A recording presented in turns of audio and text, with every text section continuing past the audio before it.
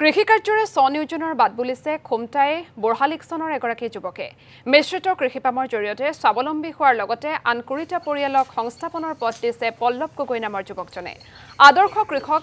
কেইবাটাও বঁটা লাভ কৰা পল্লৱ গগৈয়ে কৃষি বিপ্লৱৰ সূচনা কৰি আন বহু যুৱকক দেখুৱাইছে স্বাৱলম্বিতাৰ পথ আৰু এই সন্দৰ্ভত সবিশেষ জনাব আমাৰ সাংবাদিক মৃদুস্পন্ত বৰুৱাই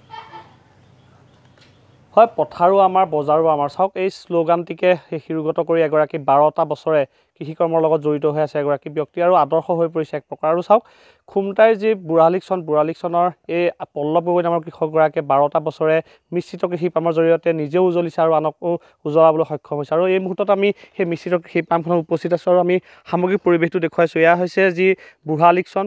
ঐতিহাসিক বুঢ়ালিকচনৰ এই পৰিৱেশটোৱে এগৰাকী হৈছে পল্লৱ গগৈ নামৰ লোকগৰাকীয়ে প্ৰায় 45 বিঘা ভূমিত বিভিন্ন ধৰণৰ খেতি কৰিছে চাহ বাগানৰ পৰা ধৰি কল খেতিৰ পৰা ধৰি ছাগলী মুৰ্গীৰ পৰা ধৰি সকলোখিনি ইয়াতে নদন বদন হৈ আছে আৰু এক সেউজীয়া পৰিৱেশৰ মাজতে তেওঁৰ ঘৰৰ চৌহদতে এখন বৃহৎ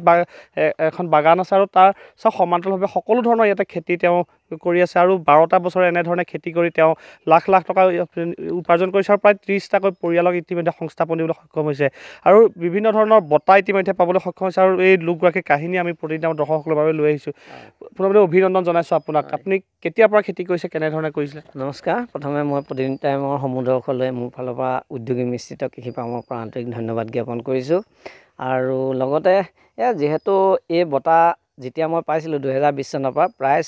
ছ'চিয়েল মিডিয়াত প্ৰচাৰ হৈছে আৰু গতিকে মোটামুটিকৈ কৈছোঁ যে 2020 চনত মই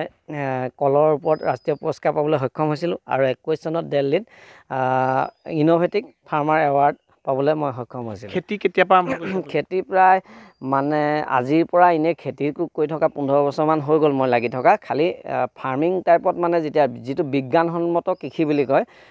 এই বস্তুটো মানে কৰিবলৈ প্ৰায় নন ষ্টপ 12 বছৰ 13 বছৰ ৰানিং হৈছে তাৰ পৰা ইয়াত আপোনাৰ কি আছে এতিয়া গোটেই মিশ্ৰিত কৃষি পামখন কিমান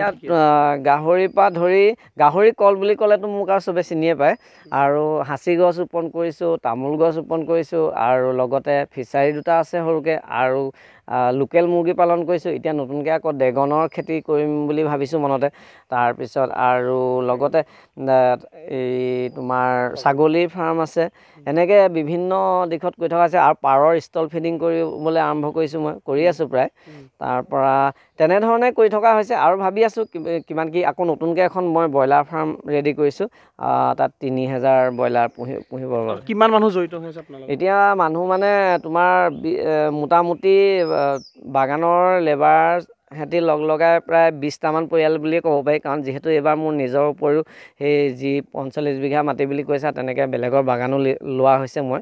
এগ্ৰিমেণ্ট কৰি পেলাই সেই গতিকে এতিয়া মোৰ প্ৰায় 20টা পৰিয়াল মোৰ ইয়াত সংস্থাপিত হৈ আছে বুলি মই ক'ব পাৰোঁ আৰু চাওক পথাৰো আমাৰ বজাৰো আমাৰ বুলি ইতিমধ্যে শ্লোগান এটা দিয়া হয় কিন্তু হাতে কামে আপুনি কৰি দেখুৱাইছে